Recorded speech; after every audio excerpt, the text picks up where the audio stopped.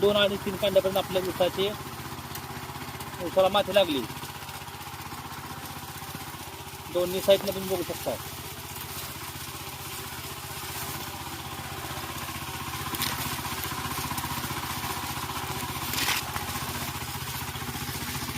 अशा पद्धतीने ऊस शेतीसाठी किंवा ऊस लवकर पडू नये यासाठी रेझरच्या साईन माती लावणं गरजेचं आहे. तो रेझर बेंबळे गावामध्ये आम्ही कृषीरत्न संजयदादा माने, आमचे मित्र ऊसभूषण बाळासाहेब गुरव, अशोक मामा खोत यांच्या माध्यमातून बेंबळे परिसरामध्ये असे रेझर पॉवर टिलरचे उपलब्ध केलेले आहेत.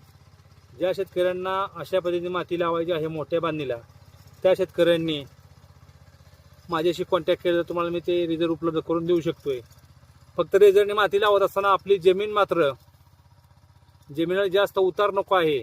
जास्त उतार असेल तर पाणी व्यवस्थित बसत नाही. त्यामुळं जमिनीची लेवल व्यवस्थित पाहिजे.